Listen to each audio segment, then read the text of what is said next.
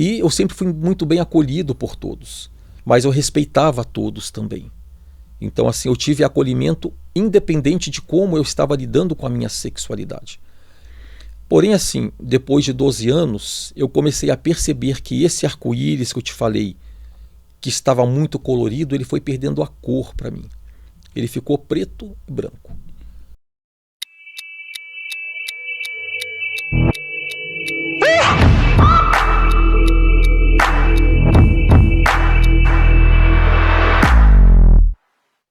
Fala galera, tá começando mais um OneCast, é o podcast aqui da Juventude One Ministério aqui da Primeira Igreja Batista de Curitiba, e a gente tá em We Are One, a gente tá na conferência de carnaval aqui 2026, e o nosso convidado de hoje é um cara que veio dar uma palestra aqui pra gente, um painel sobre um assunto muito específico.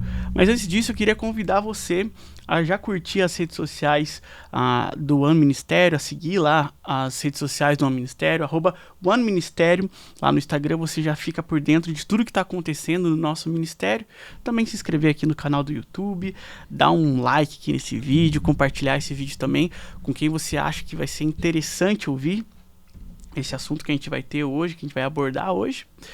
E sem mais delongas, a gente vai abrir a câmera agora, porque a gente está aqui com o pastor Saulo Navarro, que é um dos pastores aqui da Primeira Igreja Batista, e ele coordena um ministério aqui chamado Bússola, que vocês já vão entender melhor o que é.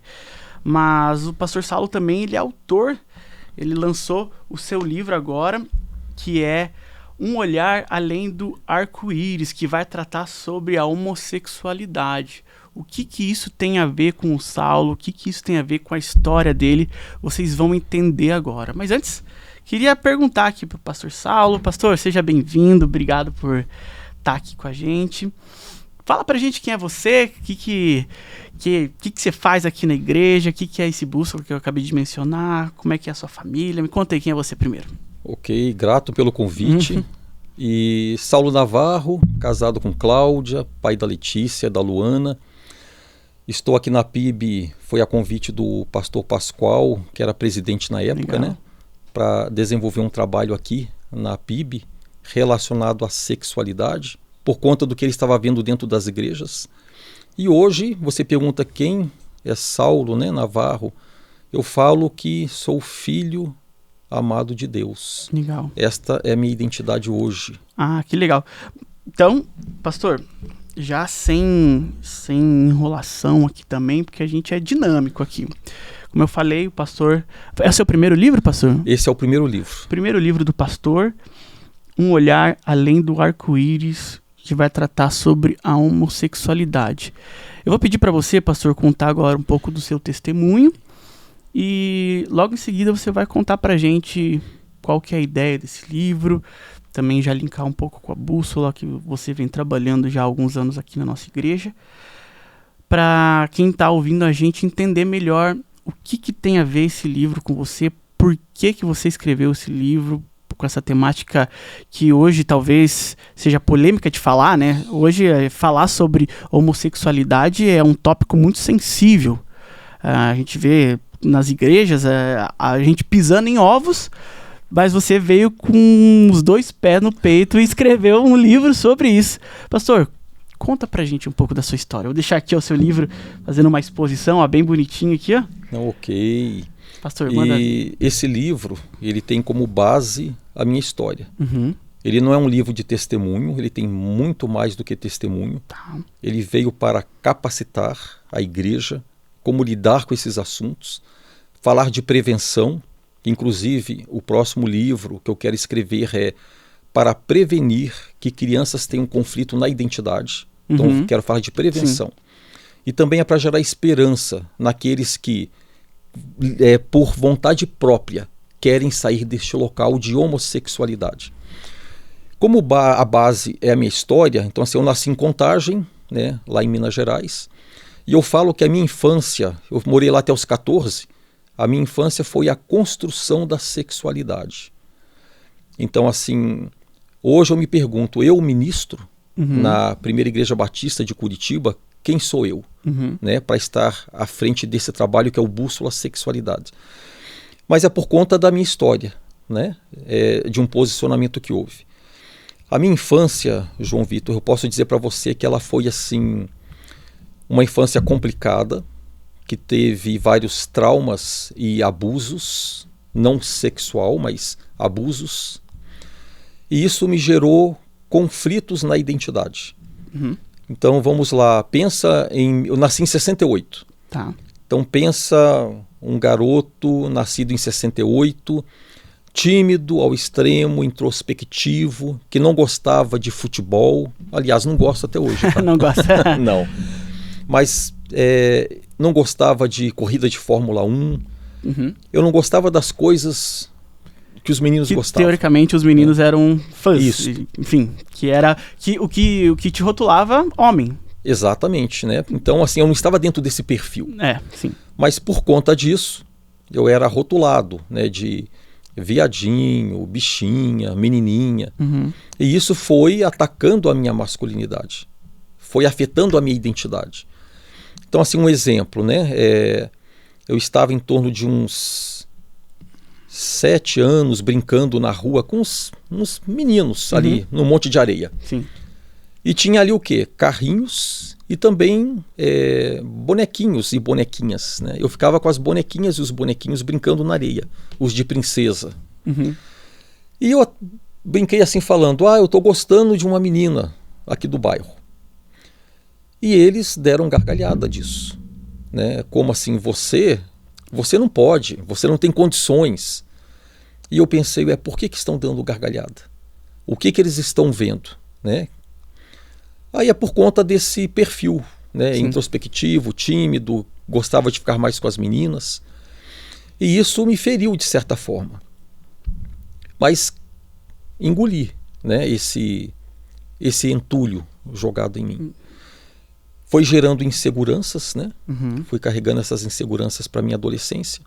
Teve uma outra situação também na infância, João Vitor, que eu ia para um parque perto de casa. Tá descrito no livro. Quem tiver curiosidade de saber detalhes, está aqui, né? Eu fui vestido para ir num parque. Mas quando eu olhei no espelho, eu não gostei do que eu vi no espelho, porque eu vi uma menina. Uhum. Assim, cabelo loiro, liso até o ombro. Colocaram uma blusinha vermelha. Parecia uma menina. E isso você tinha quantos anos? Ali eu estava com uns 8, 9 anos. Entendi. Né? Por aí. Eu não sei ao certo a idade, mas é nessa faixa. Enfim. E eu não gostei do que eu vi, mas não falei, né? Mas quem estava ali me vestindo? Minha mãe, minha avó, tinha ali mais 2 tias, 3 tias junto, participando desse momento. E eu me pergunto, né? As mulheres estavam ali. Uhum. Então, assim, a minha infância foi muito com mulheres da família. Fui para o parque e, de repente, chegando lá, se fez uma volta, né, de garotos ao meu redor, de uma forma muito brava, falando assim, viadinho, bichinha, menininha, e eu não entendi o que era o viadinho, a bichinha. Mas ficou claro que os meus iguais estavam, mais uma vez, me tirando do grupo deles. Sim. Então eu não conseguia me fazer pertencer ao grupo do Bolinha, né? Entendi. Aquilo me feriu porque era com muita agressividade. Então eu entendi que alguma coisa estava errada ali. Fugi dali. Uhum. Mas eu não falei para ninguém também que aquilo me feriu. E engoli. Passado um tempo, aí já com uns 10 anos, eu estava brincando no quintal de casa, ainda em Contagem, Minas Gerais. E eu estava com um primo e uma prima da minha idade. E tinha uma tia ali conosco. E ela teve uma ideia, né? Ela me vestiu de menina. Colocou uma saia comprida, passou batom nos meus lábios, colocou um lenço no meu cabelo. E eu gostei, João Vitor, porque era o que eu gostava, brincar de coisas de menina. Entendi. Porque era o meu local de fuga, era o meu local minha zona de conforto. Sim. Eu brincava o que na infância? De boneca, de casinha. Eu, de uma forma muito clara, eu falo de algo tão particular meu para alertar as famílias que precisa trabalhar a prevenção. Então, assim, eu recortava jornal, usava como saia para ficar girando, né? Nossa. E eu fico perguntando o que essa tia viu no sobrinho que o vestiu de menina. Uhum. Ok, eu falei que eu gostei. Mas as pessoas que passavam na rua davam gargalhadas, porque sabiam que era um menino que estava ali. Uhum. Isso me gerou um desconforto. Corri para trás de um monte de pedras, me escondi ali. Não lembro o que aconteceu depois, mas eu fiquei muito angustiado, né? Eu pensava assim, tem algo estranho comigo, né? Eu sou esquisito. Mas eu nem imaginava que existia um meio, na época, chamado de GLS, né? Na minha infância, eu não imaginava isso, nem na minha adolescência. Então, assim, eu falo que isso são lixos que foram sendo jogados durante a minha infância, Uhum. que foram me deixando inseguro. Então, assim, eu não nasci com atração pelo mesmo sexo.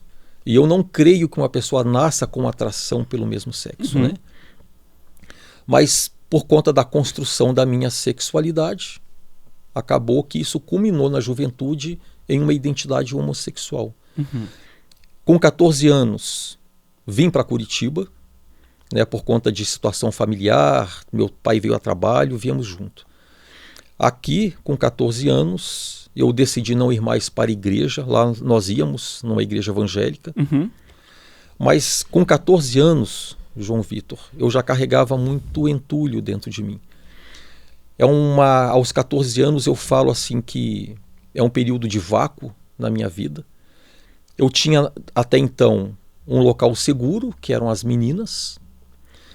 Um local que eu desconhecia, que eram os garotos, né, que eu não conseguia fazer parte. Eu fiquei num vácuo porque as meninas queriam ter algo comigo. Uhum. E eu não Entendi. sabia. Né? Ninguém falou para mim sobre sexualidade. Ninguém soube trabalhar a minha identidade, né? O seu pai era presente na sua vida? Ah, sim. O meu pai, ele era um pai presente, ausente. Tá. Né? Então, assim, é um pai que ele me deu o que ele tinha para dar. Entendi. Né? Hoje eu entendo isso. Entendi. Mas ele era um pai presente e ausente. Sim. E eu, nesse perfil de garoto, precisava muito dele. Né? Então ele queria me direcionar. Ele queria trabalhar essa masculinidade. Sim. Mas ele não pôde me dar o que ele também não recebeu, né, com relação a esses cuidados. Até lembro de uma situação, ainda lá em Contagem, que eu estava sentado no colo dele, assim na sala, e ele gostava de ficar sem camisas por causa do calor. Sim. E eu estava encostado no peito dele, brincando com os cabelos do peito. É um alerta também que eu deixo para os pais, né? Pais e mães, que têm crianças em casa. Trabalhar a prevenção. E passou a abertura de uma novela na televisão que me chamou a atenção. É uma novela chamada Pai Herói, que tinha a música de um cantor chamado Fábio Júnior. Uhum. E quando eu olhei o fechamento da novela, eu pensei, é assim que eu me sinto. Porque era um quebra-cabeça sendo montado e no final não fechou a figura do pai. Mostrava um garoto caminhando por um caminho, segurando a mão de um vazio. Nossa. E eu me identifiquei com aquela imagem. Mas eu estava sentado no colo do meu pai, brincando com os cabelos do peito dele. Mas havia um grande abismo entre eu e ele. O alerta que eu deixo: é preciso que os pais, mães, tenham laços afetivos muito bem firmados com seus filhos.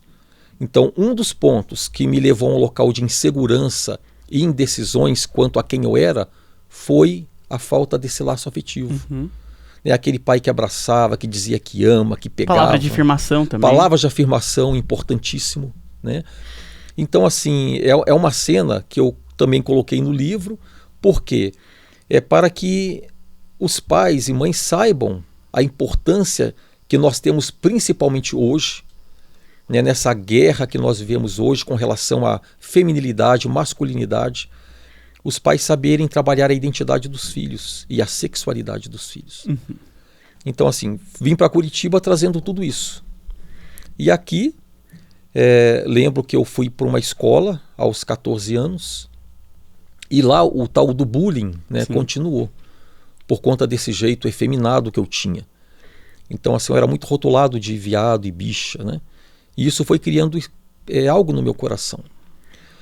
Ok, né? Passou essa fase da pré-adolescência, da adolescência, e teve um detalhe aí, que é assim, Hoje nós temos televisão, cinema, redes que tem lá, que passam filmes o tempo todo, atacando a feminilidade, a masculinidade e trazendo mentiras a respeito de sexualidade. Naquele tempo, com 14 anos, eu estou falando para você dos anos 80, passou na TV uma propaganda que me chamou a atenção também e jogou uma pulga atrás da orelha. Então imagina, 14 anos, confuso, quem sou eu? Não me identifico com grupo nenhum, me achando esquisito. Aí eu vejo uma propaganda do SUS, Sistema Único de Saúde, onde mostrava uma família em casa e alguém batia na porta. O pai abriu a porta, era um rapaz que queria falar com o filho dele. E o pai falou assim, ele não vai falar com você. E fechou a porta. Então o rapaz ficou ali, né? O pai entrou, estava ali a mãe e uma irmã desse rapaz.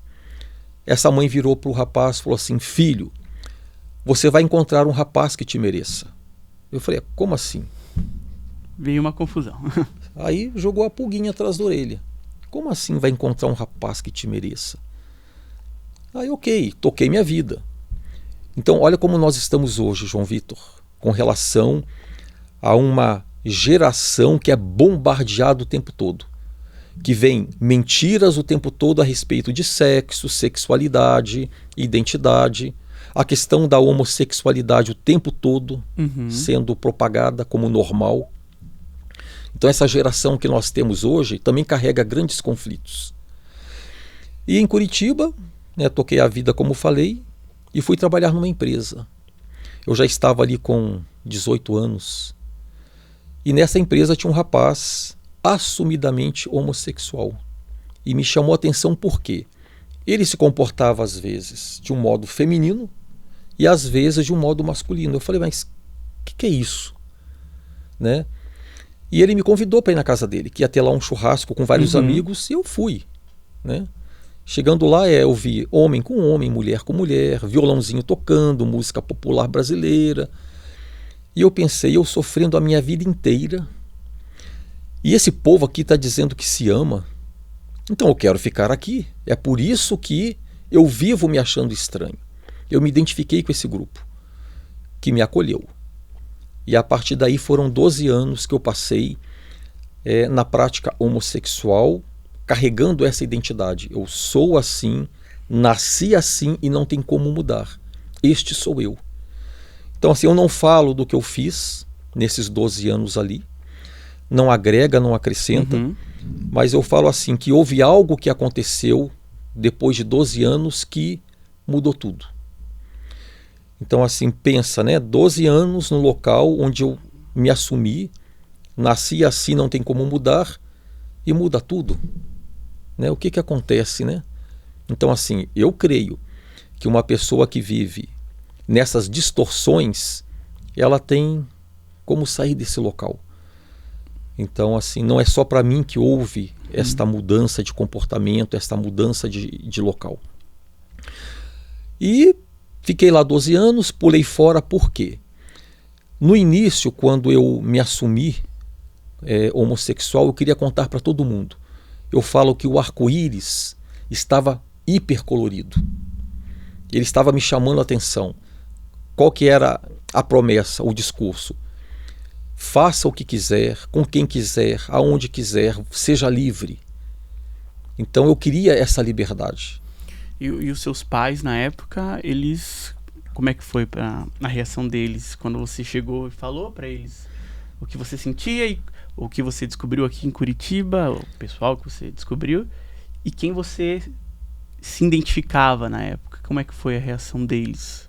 Que eram, como você falou, um pai que era presente, mas ausente, uma mãe que estava ali junto com as suas tias, que até teve mais convivência com você e as suas tias, né? Talvez tenha ali acarretado o começo dessa identidade que você foi criando no seu coração. Como é que foi a reação deles ao ver isso?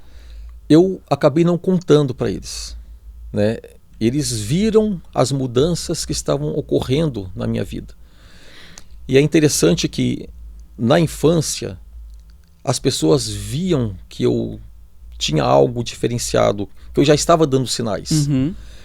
Mas ninguém falava nada a respeito. E na minha juventude, eu pensei em contar e acabei não fazendo.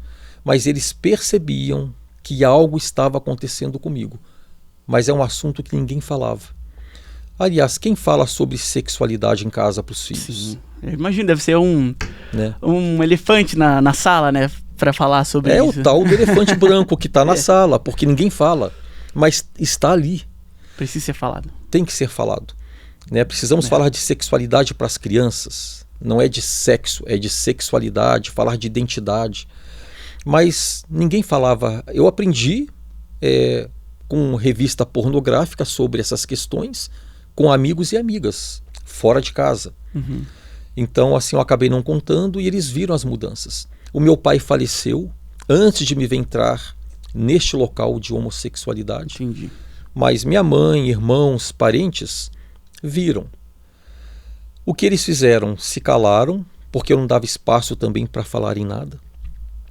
E passei minha vida ali. Né? E era o auge da juventude também, né, pastor? Então você tinha todas as convicções, as certezas que você estava certo e tudo estava errado, né?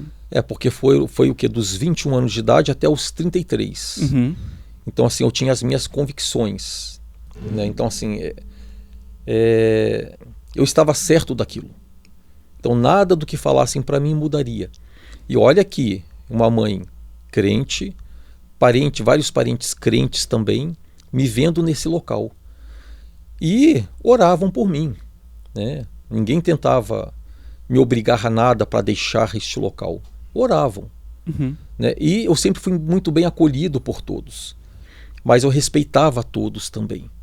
Então, assim, eu tive acolhimento independente de como eu estava lidando com a minha sexualidade. Porém, assim, depois de 12 anos, eu comecei a perceber que esse arco-íris que eu te falei, que estava muito colorido, ele foi perdendo a cor para mim. Ele ficou preto e branco. E eu me esborrachei lá de cima, João Vitor. Nossa. Eu já estava vivendo, depois de 12 anos, uma certa angústia, um sofrimento psíquico, porque eu não construía nada ali e tudo que eu pensei que seria a resposta, a liberdade para a minha vida, continuou um vazio, não supria, e eu pulei fora. Então, assim, eu pulei fora do relacionamento que eu estava, homossexual, mas eu não pulei fora da homossexualidade. Então, assim, eu não rompi com a homossexualidade. Porque eu nem sabia como é que se poderia romper ou não. Porque o que eu escutava? Uma vez gay, sempre gay. E talvez você deve ter lidado com pessoas que falaram, eu nasci desse jeito. Desde do meu primeiro contato eu senti atração homossexual. Então, acho que devia ser mais real para você do que qualquer uma pessoa. Você que estava vivendo isso, do que as pessoas que falam deve ter nascido com isso, mas você estava ali vivendo e provavelmente com amigos que comprovavam isso também. Sim, todos acreditavam que haviam nascido assim. Tanto que nós temos, naquele tempo, anos 80, 90, quando alguém falava que estava envolvido com a homossexualidade, já remetia essa pessoa passou por abuso sexual. Hoje não se pode falar isso, porque nós temos uma geração que eu chamo de massa de manobra, que está entrando nesses locais sem precisar entrar. Mas está todo mundo indo, eu me identifico, quero fazer parte do grupo, eu vou junto. Então, assim, não tem trauma nem abuso. Então, é uma geração... Que tá vindo da mídia também, né? Das convicções e orientações da mídia, talvez? Das influências digitais também. Também. Né? Hoje, isso aqui, todos os aplicativos que essa geração está acessando, traz homossexualidade. Traz vícios sexuais. Então as pessoas estão se acostumando. Aquilo que antes era sair do armário, hoje não sai do armário. Por quê? Não tem armário para sair. Entendi. Mas assim, eu convivi com muitos que achavam, não, eu nasci com isso. Mas hoje eu pergunto para homens e mulheres que falam, eu nasci com essa atração. Mas então você está dizendo que com 5 anos de idade você sentia atração pelo mesmo sexo, criança não sente atração sexual. Então você está me dizendo então que você sentia algo estranho, que era algo esquisito, que você se achava diferente, mas não que você tinha atração nesta idade, né? Então eu coloco o povo para pensar. Então assim, esta foi uma grande mentira que, quando eu tive contato com a verdade, através da palavra de Deus, saiu da minha mente, né? Uma vez assim, sempre assim. Como que foi isso, né? Porque as pessoas perguntam, e resumindo esse processo, quando eu deixei esse local de homossexualidade, eu voltei a morar com a minha mãe, que eu não queria, porque tinha dependência emocional aí. Com 33 anos, eu cortei essa dependência emocional. E Deus acabou trabalhando na minha vida para que eu pudesse sair daquela identidade que eu me apeguei a ela. O que aconteceu? Fui para uma igreja, ouvi uma missionária falar do amor de Jesus por mim, mas tinha outras pessoas ali, mas eu peguei para mim desse amor de Jesus, e ali foi lançada uma semente de esperança. Opa, tem algo diferente que eu posso viver. Eu não sou obrigado a ficar neste lugar, porque existe um Cristo, existe um Deus que pode transformar a minha vida. E eu comecei a ler. Busquei na Bíblia tudo que pudesse favorecer a prática homossexual, não encontrei. Procurei lá nas regras e itens dos movimentos, né, de minoria, algo que pudesse me dar argumentos para me convencer a permanecer ali. Não me convenceu. Eu olhei para a Bíblia e falei, Deus, então, né, como que vai ser? Porque eu sinto. Se eu sinto, eu sou. E Deus foi trabalhando gradativamente na minha vida, até que depois de 4 anos, eu entendi que aquela atração pelo mesmo sexo não tinha poder para dizer quem eu era.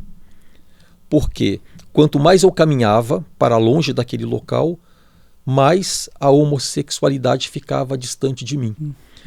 Mas eu precisava lidar com as áreas da minha vida que me levaram ao local de homossexualidade. Entendi. Aí entra o livro, né? Por quê? Homossexualidade, um olhar além do arco-íris. Que é assim,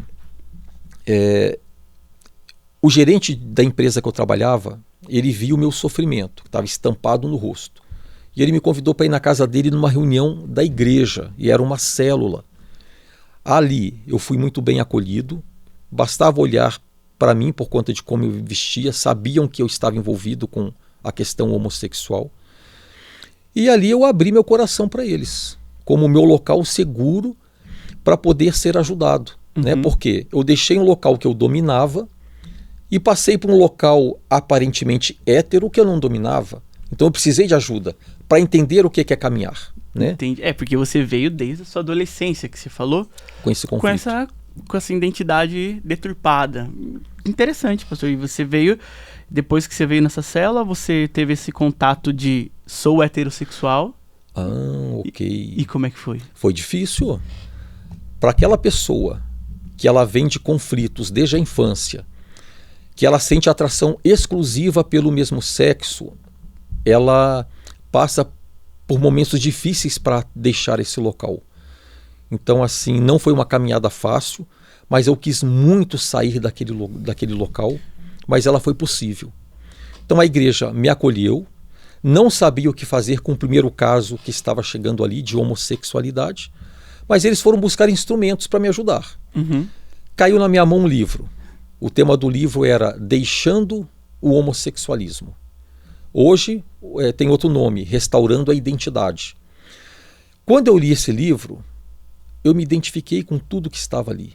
Por quê? Eu comecei a olhar além do arco-íris.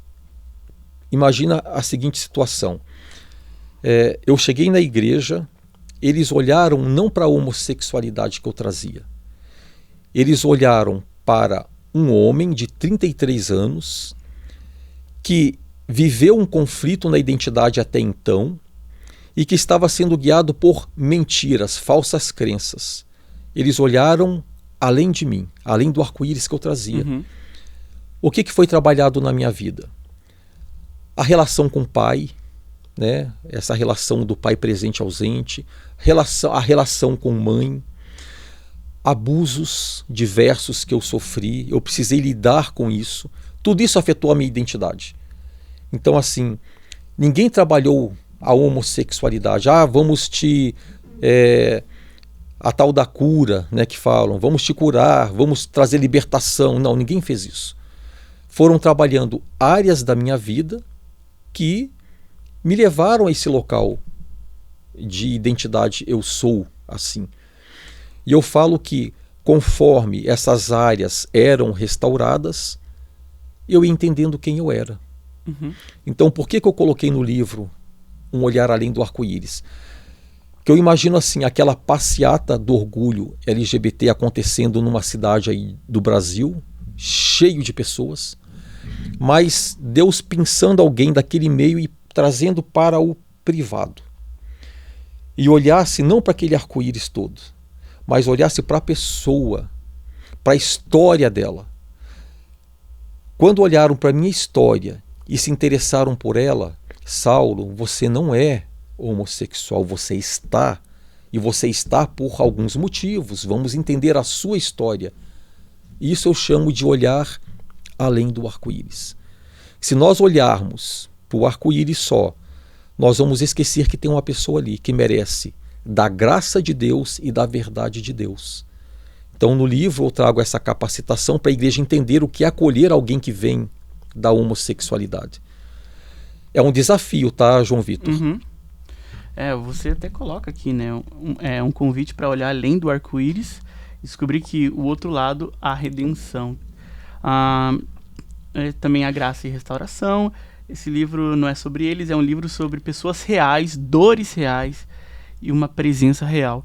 Então, assim, para pessoa que... depois você vai comentar um pouquinho dos desafios que foi para escrever esse livro, pastor, mas a gente tem a história aqui, um testemunho real de alguém que viveu numa prática homossexual. Você viveu numa prática homossexual, talvez desde da sua adolescência, onde você começa ali a entender o que você faz, o que você não faz, o que é certo, o que é errado, que você começa a ter lembranças.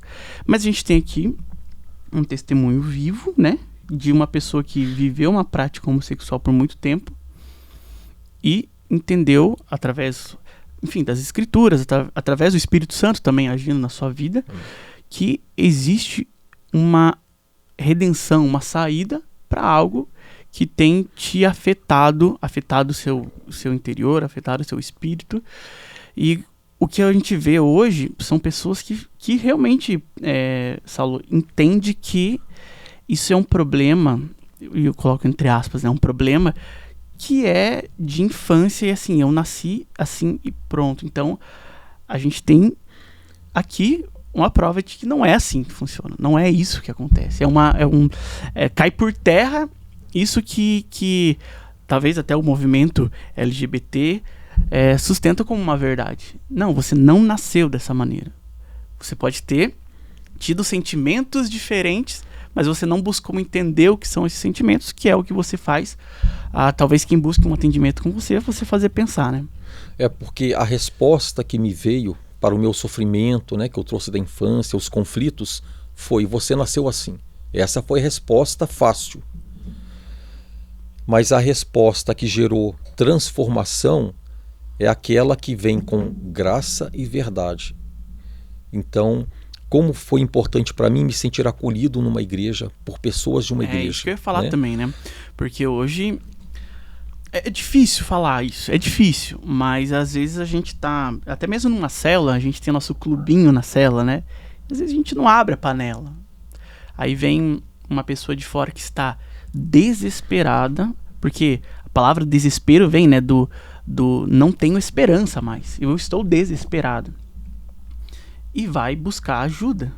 Talvez, eu acho que você não fala muito também, mas que também não é relevante, mas na sua vida você buscou ajuda em outros lugares, e até mesmo em vícios, talvez, algum tipo de substância, vício na bebida. Então a pessoa acaba buscando conforto em outras coisas, ajuda em outras coisas, o que acaba piorando as suas dependências, piorando os seus vícios, mas você foi e buscou ajuda na igreja, e você, por uma ação do Espírito Santo, você conseguiu a ajuda que você precisava.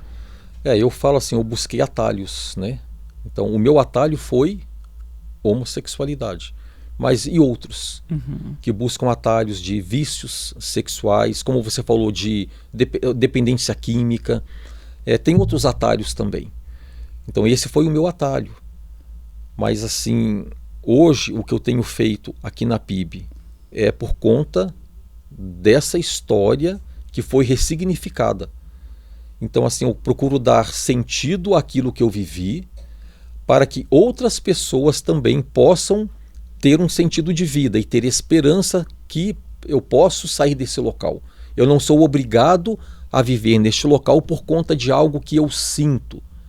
É um grande engano, inclusive, que muitos pré-adolescentes e adolescentes se definem pelo que sentem.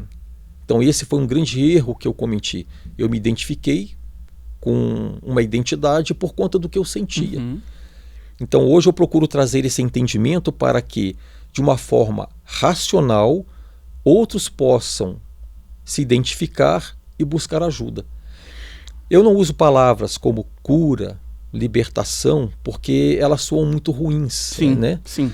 Então assim, mas eu falo de ressignificação, de restauração, para aqueles que livremente buscam ajuda para sair desse local, porque elas não querem estar lá. Então elas têm direito de sair desse lugar.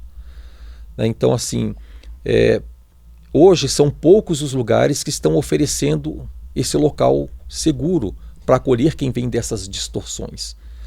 Tem igrejas fazendo um belo trabalho, né? Eu conheço, que estão conseguindo acolher, estão conseguindo caminhar, fazendo aquilo que fizeram comigo em 2003, né?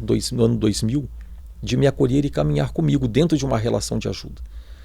Então é importante a igreja saber que nós precisamos acolher como a pessoa está e caminhar com ela, para que ela entenda que ela não precisa ficar naquele local. Então, tem uns desafios para a igreja aí, tá? Eu sei que o assunto aqui é homossexualidade, mas e a questão dos novos tipos de famílias, que hoje temos realidade aí no Brasil e no mundo, os casamentos entre pessoas do mesmo sexo. Eu tenho perguntado para a igreja, o que nós vamos fazer com os filhos que nascem da homossexualidade, os filhos que nascem da transexualidade? São realidade. Puxa. Então, se eu fui um desafio... Vem muitos desafios. Já tem outros desafios aí. Mas aí, João Vitor, como nós estamos para acolher esses novos desafios? Nós vamos ter só verdade, que mata e repele, ou vamos ter só graça, venha como está e fique como está, que está tudo certo porque Deus é amor? Então nós temos que ter graça e verdade, o equilíbrio. Jesus está na graça e na verdade. Então aqui nós não corremos o risco de nos omitirmos, porque eu não quero falar a verdade porque vai ferir o outro. As pessoas usaram de verdade comigo. Saulo, você não é, você está... aqui na igreja nós entendemos a palavra de Deus, que o que você praticou é pecado, está fora do propósito de Deus para a sua vida. Eles falaram da verdade para mim, mas eles falaram também da graça. Então teve equilíbrio. E eu decidi continuar ou não nesta caminhada de restauração de vida, de sexualidade, de identidade. Então hoje aqui na PIB tem várias ações dentro do Bússola Sexualidade que acontecem. Eu falo que não é bússola LGBT, é bússola sexualidade. A sexualidade ela é ampla. Sim. Né? Ela abrange os chamados heterossexuais, que estão envolvidos em vícios sexuais também. E merecem também da verdade e da graça de Deus. O leque é bem amplo, tá? Em se tratando de sexualidade. Você já vai falar um pouco mais sobre a bússola e como você tem trabalhado isso, e como quem quiser também estar assistindo a gente e tiver o interesse de participar da bússola, mas só conclui para mim o seu testemunho. Ok. Depois que você teve um encontro com Jesus, você teve que fazer teve que ressignificar muitas coisas na sua vida, e hoje você chegou aqui, se apresentou como um filho amado do Senhor, Amém. com uma esposa, com 2 filhas até. Eu trabalho Você com uma conhece? das suas filhas. Como é que é? Não sei se você até já teve contato com as pessoas que você andava no passado e elas viram sua restauração. Como é que é essa parte final do seu testemunho? É até importante isso que você está trazendo aí, porque como que foi esse processo, né? Porque assim, parece que é tudo muito fácil. Sim. Mas não é. E eu falo com muito cuidado porque existe sofrimento lá, tá, João Vitor?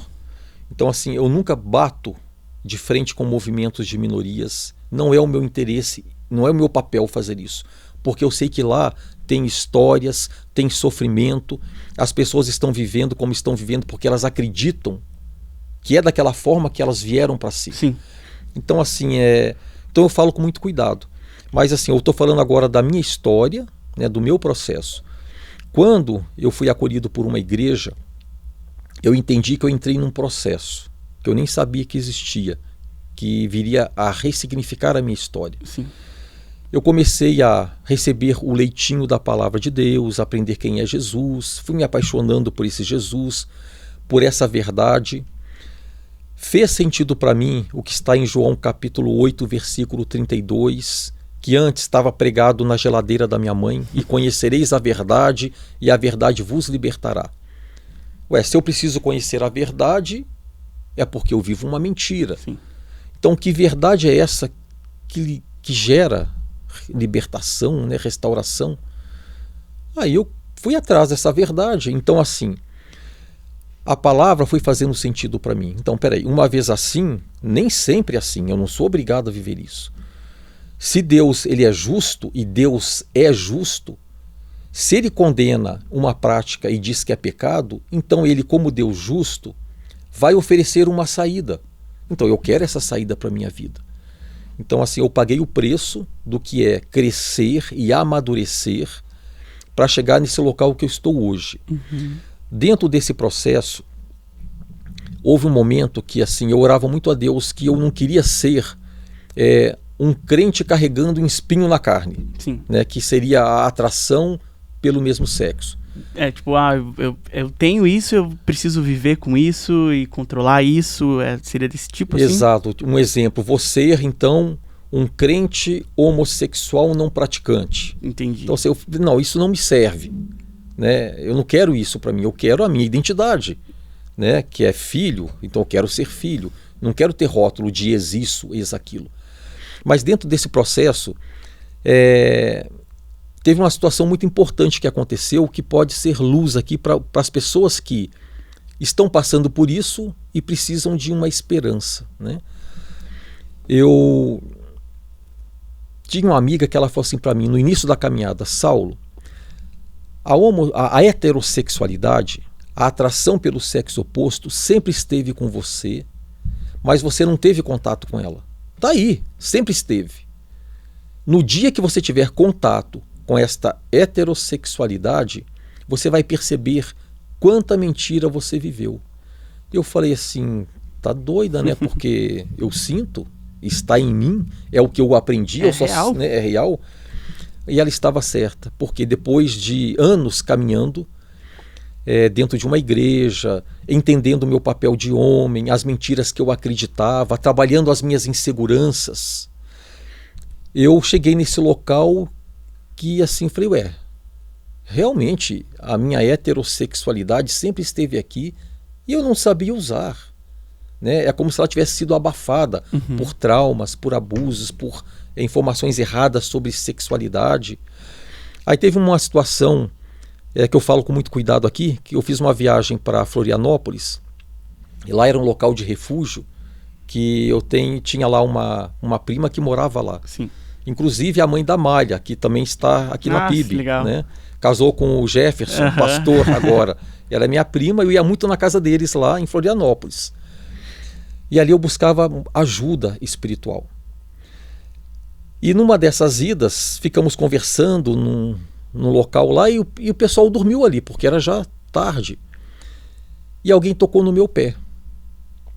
Quando alguém tocou no meu pé, o meu corpo reagiu. Teve um estado de excitação natural. E eu abri o olho para ver quem que tocou no meu pé. Uma amiga nossa dormiu e a mão caiu no meu pé. Uhum. E eu falei, como assim? O meu corpo reagiu ao toque de uma mulher. Eu quero viver isso, porque até então me disseram que não reagiria, porque tinha que ser desse jeito. Eu falei, eu quero isso para mim. Aí você caiu que existia uma saída que é o que vinham falando para você há tanto tempo. Exato, mas eu não conseguia entender, né?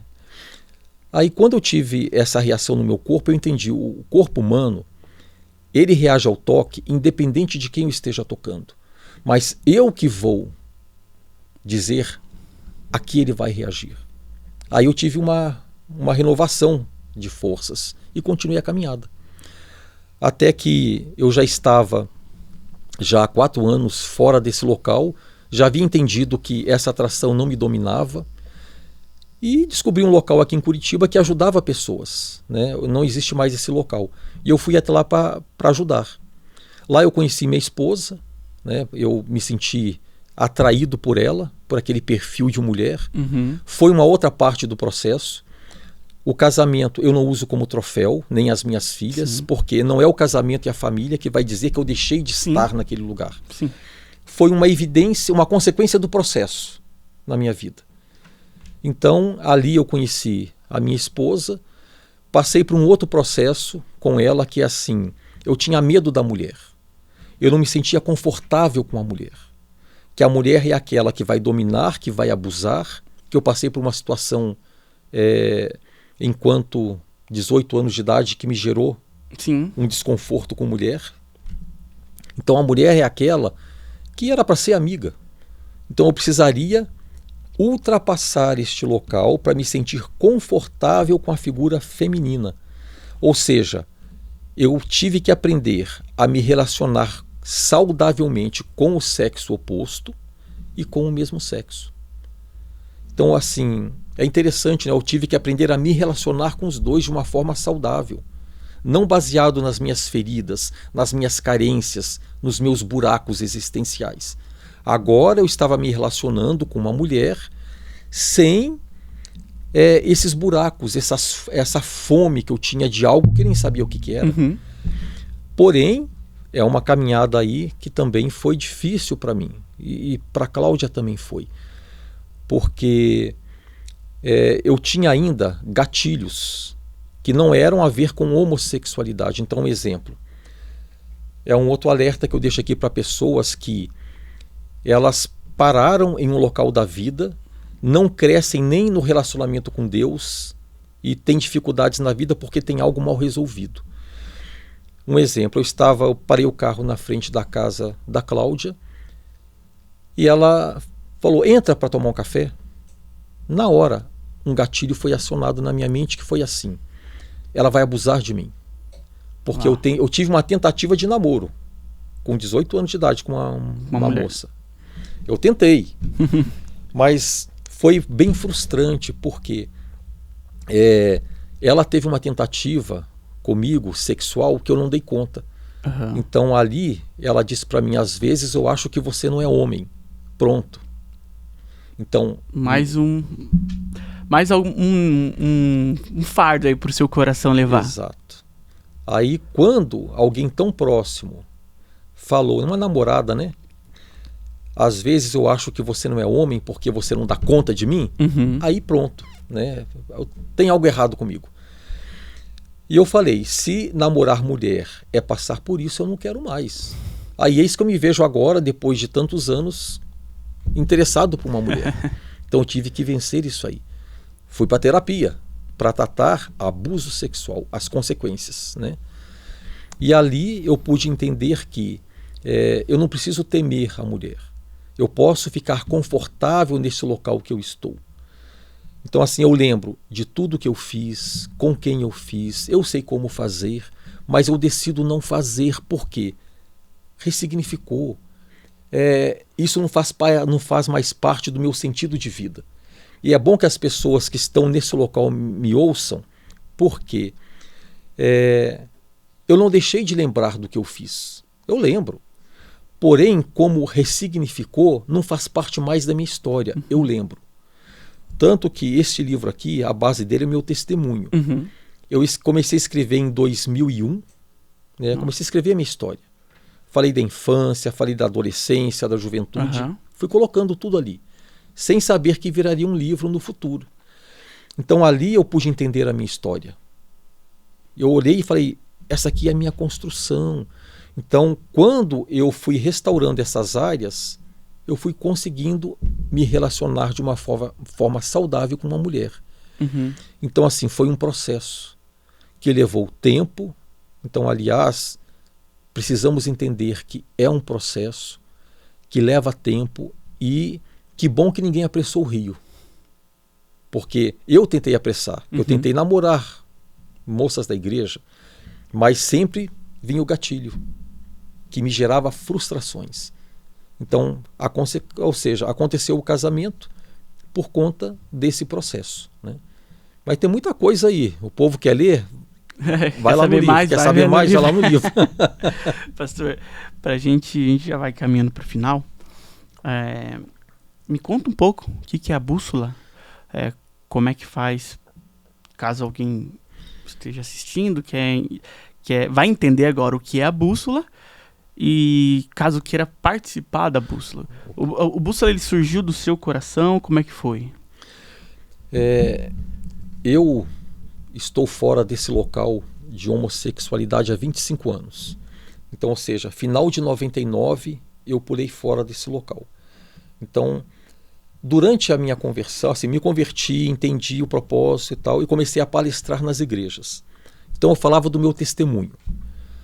Porém, eu percebi que as pessoas que vinham no final falar comigo não eram só sobre questões de homossexualidade. Vinham mulheres falar de vícios sexuais, vinham homens falar de vícios sexuais. Eu falei, eu preciso aprender sobre isso. Sim. E comecei a estudar, mas eu trabalhava em banco, trabalhei em banco 29 anos. Quando dava, eu ia para uma igreja e fazia lá uma palestra. Mas eu não atendia a demanda que vinha, porque o meu foco era o banco. Sim. Até que aconteceu, eu tive aqui na PIB, eu ainda trabalhava em banco nessa época, o pastor Pascoal me convidou porque ele estava dando um estudo doutrinário aqui. Acho que era numa terça-feira ou quinta-feira à noite. Ele falou sobre a teoria da homossexualidade e eu vim com a minha história. Ali eu falei, eu e ele juntos ali, e ele falou, Saulo, vamos fazer algo aqui na igreja? Eu falei, vamos, mas ficou parado. Ficou conversa parado. De corredor, assim. Até que eu estava fora do banco já, trabalhando no restaurante, questionando minha vida, o que eu estou fazendo aqui, né? Tenho tanto para poder ajudar outras pessoas. E alguém falou, por que você não marca com um pastor aí da Batista e fala como que você está hoje, para você buscar orientação? Aí eu falei, é mesmo. Pessoal, liga lá, marca lá com o Pascoal. Falei, vai levar 2 anos para falar com ele. Liguei aqui, deixei agendado, mostrei o meu interesse, né? Gostaria de falar com o pastor Pascoal, para buscar orientação assim de o que eu estou vivendo hoje. Né? Deus me tirou de onde eu estava, eu estou num restaurante, me conta aí, me ajuda, pastor. E em uma semana ele tinha agenda para falar comigo. E ele, conversando comigo, falou, olha, eu já estava orando por você fazia 1 ano. Uau. E eu lá no restaurante. Né? Questionando, brigando com Deus. E ele me colocou para sonhar. Vamos sonhar? Eu não tenho o que te dizer agora, não tenho nada. De você, quem sabe, estar aqui na igreja à frente de um trabalho com sexualidade. Eu falei, vamos sonhar. Começamos a sonhar e eis que veio o convite em pouco tempo para estar aqui na área ministerial, pastoral da igreja. Nunca almejei isso, né? É Deus trabalhando na minha vida. Então estou aqui como ministro. No início, quando eu cheguei, tinha uma equipe base, né? Tinha outras pessoas caminhando comigo, ajudando a construir algo. Nasceu o Bússola Sexualidade. E veio a pandemia. 1 mês de PIB e veio a pandemia. Puxa vida. Então eu pensei, como que eu vou construir um ministério para tratar do tema sexualidade online? Tive que aprender. Aí veio, aqui na PIB, antes da pandemia, tinha um grupo de mães que acolhia mães com filhos que se assumiram homossexuais. Eram 4 mães. Uhum. Era presencial. Veio a pandemia, online. Então veio um grupo de mães, de pais. Aí veio o grupo Identidade para acolher homens e mulheres que livremente buscam ajuda para deixar o conflito na identidade. Sim. Aí eu já tinha, já estou com 3 grupos aí, que acolhe mães e pais, que acolhe o homem, que acolhe a mulher que quer deixar esse local. Na pandemia estourou vícios sexuais, a pornografia teve o seu auge. Aí veio a necessidade de um grupo sexualidade masculina para acolher homens que querem deixar vícios sexuais. Outro, que eu chamo de vaso de alabastro, acolher mulheres que querem deixar vícios sexuais.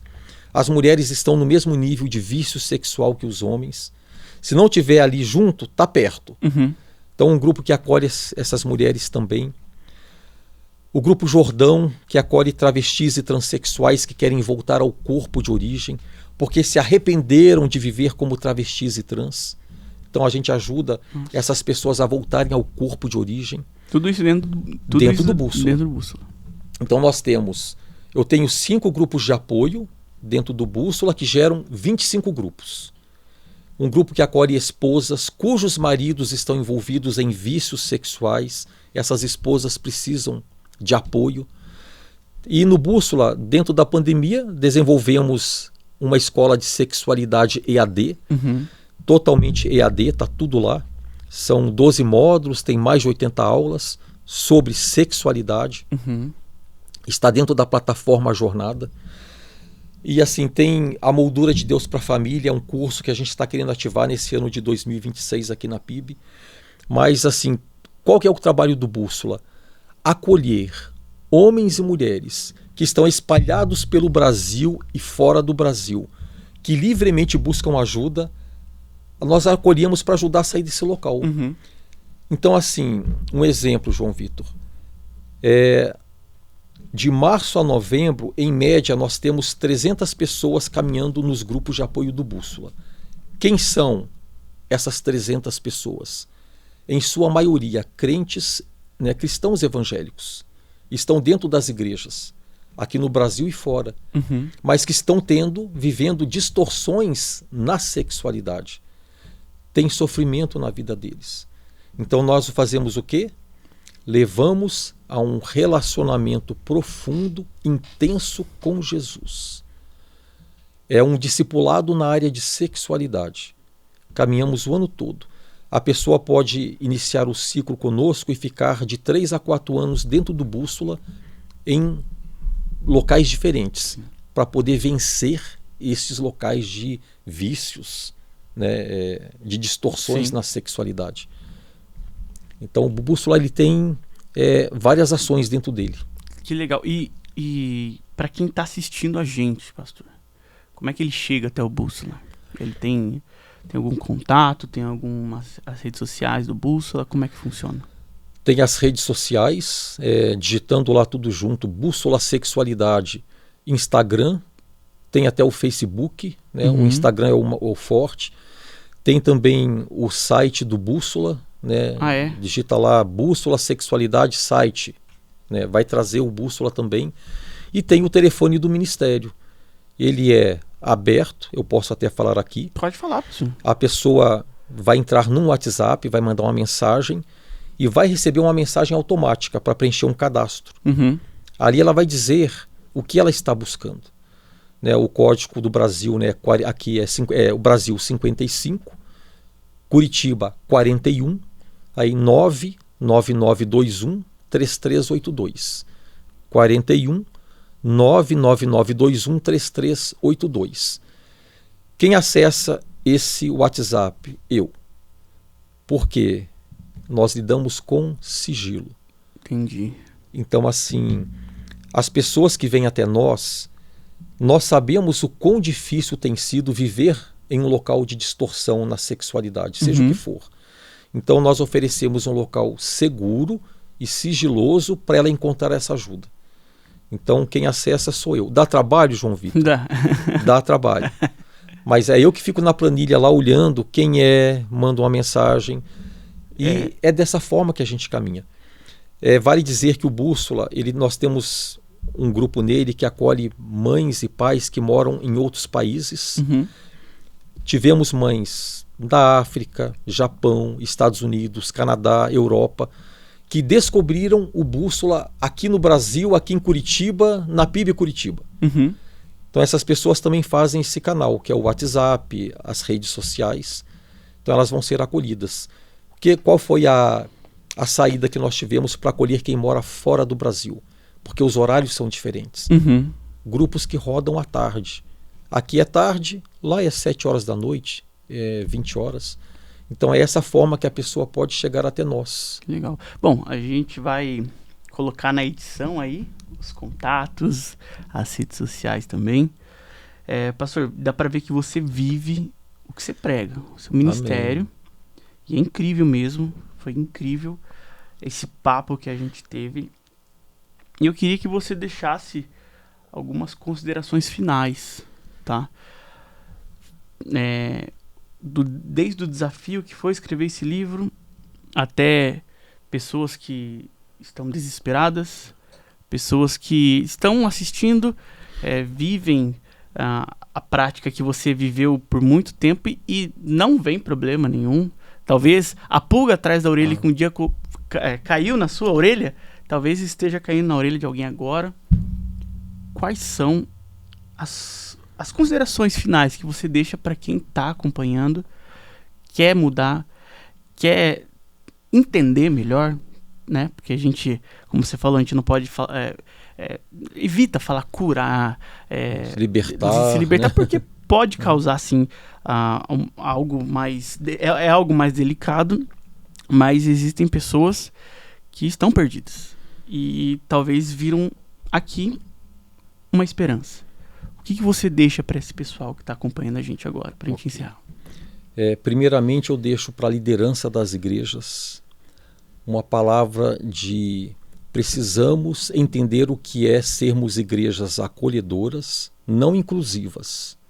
Igrejas acolhedoras, que acolhe a pessoa independente de como ela se apresenta para nós.